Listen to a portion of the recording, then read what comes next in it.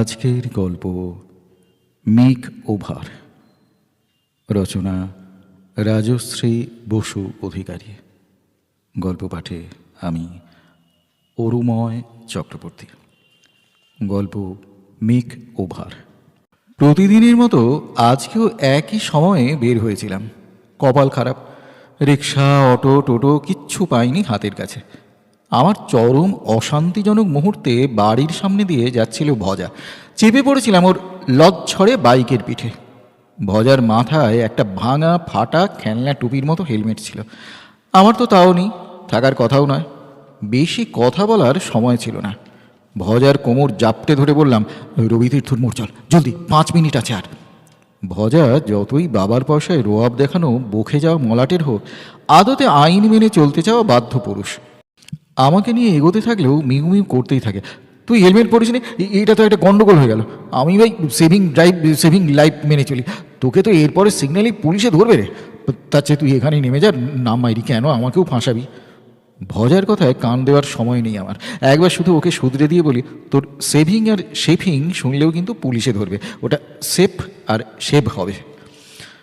আমার কথায় পাত্তা না দিয়ে ভজা বলল, কিন্তু কুন্তল তুই নাম ভাই, আমার ফাইন হয়ে যাবে। এখানে দাঁড়া, এখনই অটো পেয়ে যাবি। ভজ আর জ্ঞানের বাণী চলতেই থাকে।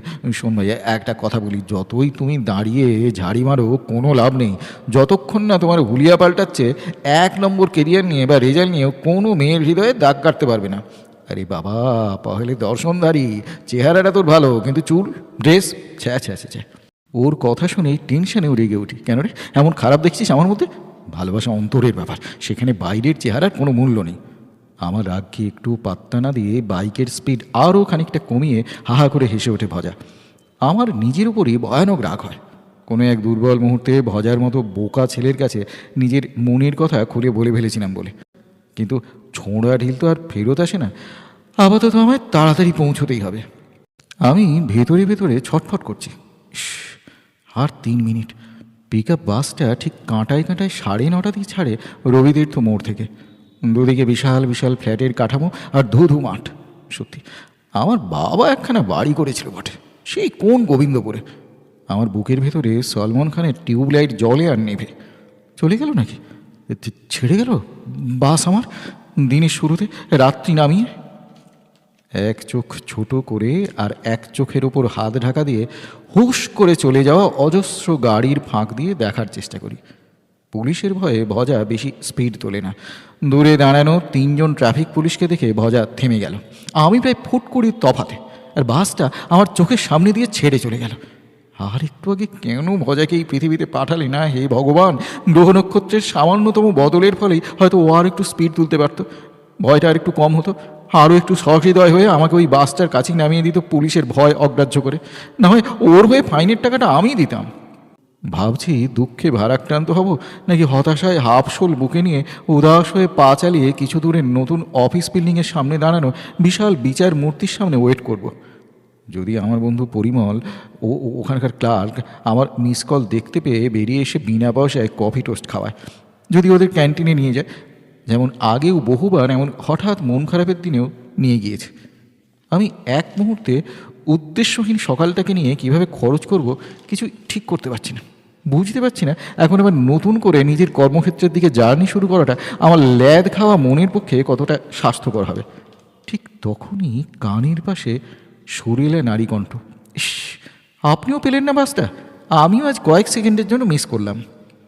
দিনে দুপুরে মাঝ সকালে আমার চোখের সামনে চাঁদের আলো রঙের মেঘলা, তাতে হাজার বুটি তারার ফুল তোলা ওড়না, এক পিঠ দামাল মেঘের আলপনা আঁকা চুলের বন্যা, করমচা লাল ঠোঁটের ফাঁকে অস্ফুট কিছু শব্দ, চাঁপার কলি আঙুল বেয়ে সুরের ঝর্ণা তোলা কিছু গান, সব টুকরো টুকরো হয়ে ছড়িয়ে পড়ে 3 রাস্তার মোড় ভিড় করে থাকা অজস্র গাড়ির জ্যাম বেয়ে। আমি বোধহয় ঘুমিয়ে পড়েছিলাম। ঘুম মানে সজ্ঞান অচেতনতার আনন্দময় আকাশে অজ্ঞান বিচরণ।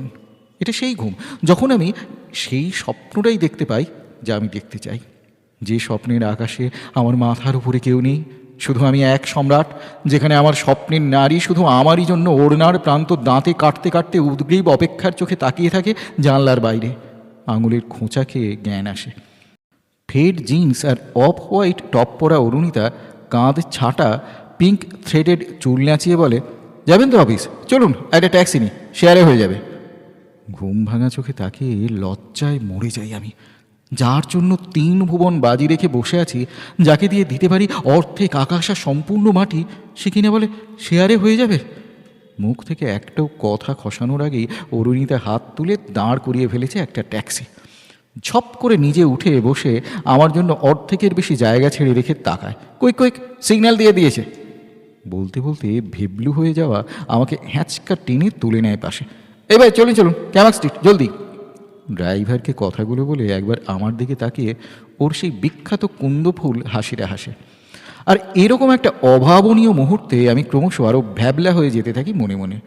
গত 4 মাস ধরে এই মেয়েটার সঙ্গে হাজারবার চেয়েও একটাও কথা বলতে পারিনি নিজের থেকে।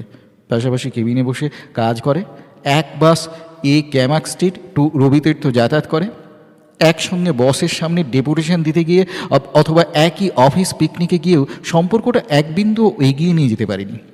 নিজে থেকে গিয়ে কিছু বলবো ভাবলেই আমার হাঁটু কেঁপেছে, জিভ শুকিয়েছে, বুক ঢিপ ঢিপ করেছে। অথচ 4 মাসের একটি মুহূর্ত এমন যায়নি যে আমি ওর কথা ভাবিনি। বাড়ির গাড়ি ছেড়ে দিয়ে পড়িমড়ি করে এসে 9:30 বাস ধরতে শুরু করেছি। যেদিন থেকে জেনেছি এই অফিসের এই পিক আপ বাসে অরুণিতা যায়, প্রতিদিন শুধু মনে মনে কথার জাল বুনে গিয়েছি। কীভাবে ওকে ডাকবো, কীভাবে নিজেকে প্রকাশ করব।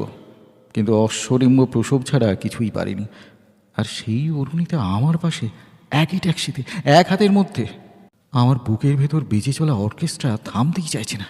আমার চোখের উপর দিয়ে একে একে পার হয়ে যাওয়া নিক্কো পার্ক, চিংড়িহাটার মোড়, মা উড়ালপুলের অনবদ্য নান্দনিক আকাশযাত্রা, সব যেন নন্দনকাননের অংশ, যেখানে একমাত্র অপ্সরা অরুণিতা আর আমি মহারাজ ইন্দ্র ট্যাক্সিতে চেপেও স্বর্গীয় আনন্দে ভাসছি। আর এরকম একটা বিশেষ মুহূর্তে আমার বড্ড বেশি মনে পড়ছে ভজাকে। ভাগ্যিস আজকে ওর 0 স্পিড মোটর সাইকেলে চেপেছিলাম। আর একটু আগে সে রবিতীর্থর মোড়ে পৌঁছলে কী হতো তা আমি আর কল্পনাই করতে চাইছি না। ভগবান নামের অদেখা ভদ্রলোকটি দেখছি সত্যি ভালোর জন্যই কিছু কিছু কাজ করে ফেলেন। এই যেমন আজ আমার অটো বা টোটো না পাওয়া। একটি ঝংকারে আমার চিন্তাসূত্র কেটে যায়। অরুণিতা কানের বাসে মুখ নিয়ে এসে চরম অবিশ্বাস্য কিছু কথা বলে যাচ্ছে, আর সেই সঙ্গে আমার হাঁ হয়ে যাওয়া মুখের দিকে তাকিয়ে আছে উত্তরের আশায়। কি বলবো আমি ভেবে পাই না। কথাগুলো ভালো না মন্দ এটা আমার মাথায় আসে না। বক্তব্যসমূহের বিষয়বস্তু ও তার অভিনবত্ব আমাকে হতভম্ব করে রেখেছে। চুলে তেল দেওয়ার ছেলে আমি একদম দেখতে পারি না। জিন্সের প্যান্টের সঙ্গে কাবলি শু একেবারে আদা আর কাঁচকলা। ক্যান্টিনে পাশের কলিগকে অফার না করে একা একা লাঞ্চ করাটাও ব্যাড ম্যানার্স। নখে অনেক ময়লা থাকে যেগুলো দাঁত বেয়ে পেটে চলে যায়, তাই মিটিং রুমে দাঁত দিয়ে নখ না কাটাই ভালো। আমি চুপ। ট্যাক্সি আপন গতিতে শেক্সপিয়ার সরণিতে। মনে হচ্ছে এই রাস্তায় জীবনে প্রথম এলাম।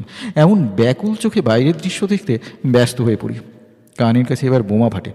দিনের পর দিন বেফালতু সময় নষ্ট করতে লজ্জা করে না আপনার?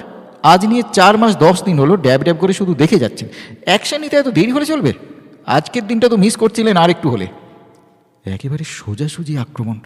ওর জন্যই যে ছুটতে ছুটতে এসে বাস ধরছি সেটা যে ও জানে বা বোঝে সেই কথা তো আমি তো অন্তত কোনোদিন বুঝতেই পারিনি। দিনের পর দিন আমার নিচু করে থাকা চোখের দৃষ্টি সেটাও তো ওর চোখ এড়ায়নি। কিন্তু এখন কি বলে যে সামলাবো এই উত্তপ্ত পরিবেশ? এতগুলো সত্যি অভিযোগের একটা উত্তর চাই। মনের মধ্যে শব্দাবলীর ভাণ্ডার, কিন্তু জিভ যেন পাথর, নড়তেই চাইছে না। না, বজার সঙ্গে আর কথাই বলা চলবে না। কে না জানে অসৎ সঙ্গে নরক পাশ। আমার ব্রেনটাও দিন দিন বজার মতোই হয়ে যাচ্ছে। সমস্ত ডিবেটি ও শার্পনেস কোথায় হাওয়া করে দিয়েছে। কি ব্যাপার, আপনি বোবা নাকি ডিসকাটিয়াস? একজন মহিলার প্রশ্নের যে উত্তর দিতে হয় সেটাও জানেন না? আপনি এখানেই নেমে যান, আমি এরকম ছেলের সঙ্গে যাব না। মুহূর্তের মধ্যে ভয়ঙ্কর রেগে ওঠে অরুণিতা। এই ভাই দাঁড়ান দাঁড়ান তো এখানে। ট্যাক্সি থামা মাত্র এক ছটকায় দরজা খুলে দেয় হাত বাড়িয়ে। আগুন ঝরানো চোখে তাকায় আমার দিকে। নামুন, এক্ষুনি নেমে যান, যাবই না আপনার সঙ্গে। এতক্ষণে মাথায় গিঁড়ে বসে থাকা ভজার প্রভাব কাটিয়ে বলতে চেষ্টা করি, আরে আমি আমি মানে মানে মানে বলতে বলতে নেমেও আসতে হয়, কারণ পিছনের গাড়ি প্রবল আর্তনাদ করছে। আমি কিচ্ছু শুনতে চাই না। 4 মাসে যে ছেলে 4 পয়েন্ট এগোতে পারে না সে একটা ডিসগাস্টিং। দমাস করে আমার মুখের উপরে বন্ধ হয়ে যায় ট্যাক্সির দরজা। চলে যাওয়া হলুদ স্বর্গ থেকে বিচ্ছিন্ন হয়ে আমি নিজেকে আবিষ্কার করি শেক্সপিয়ার সরণি আর ক্যামাক স্ট্রিটের ক্রসিংয়ে। মাত্র 10 মিটার দূরে আমাদের 12তলা অফিস বিল্ডিংটা দেখা যাচ্ছে, আর আমার ঠিক বাঁ দিকেই একটা বিখ্যাত parlour with grooming and make over centre, যেটা স্পেশালি কলকাতা শহরের পুরুষদের সাজিয়ে তোলার জন্যই দাঁড়িয়ে আছে বুকে ব্যাজ ঝুলিয়ে। ভজার অযাচিত উপদেশ মনে পড়ে যায়। ওর ঢ্যাল ঢেলে মুখ নিঃসৃত সকালবেলার অমৃতবাণী এভাবে ফলে যাবে ভাবিনি। আমি মানতে বাধ্য হই, এমনকি ভজার ও নারী জাতি সম্বন্ধে যা জ্ঞান আছে আমার তা নেই। মোবাইলে টাইম দেখি 10:30 প্রায়, 1:30টায় লাঞ্চ আওয়ার। অরুণিতা 2-3জন কলিগকে নিয়ে মাঝে মধ্যে অফিসের নিচের সাউথ ইন্ডিয়ান রেস্তোরাঁয় খেতে আসে জানি। কেন যেন মনে হলো আজকে ধোসা খেতেই ইচ্ছে করবে মেয়েটার। 3 ঘন্টা অনেকটা সময়। মনে মনে বার কতক ভজা ভজা স্মরণ করে তেল চুকচুকে পাট পাট নিভাজ মাথাটায় শেষবারের মতো হাত বুলিয়ে যাবো কি যাবো না ভঙ্গিতে ওই পার্লারের পেল্লায় কাঁচের সুইং ডোরটা ঠেলে ঢুকেই পড়ি ভিতরে। কারণ আর কখনো আমায় মাঝ রাস্তায় নামলে চলবে না। কারণ ভালোবাসার জন্য যেতে হয় যদি যাব লক্ষ যোজন। কার কবিতা জানি না, হবে কারো একটা। আমার কাছে বড়ই মনোগ্রহী লাইন এই মুহূর্তে।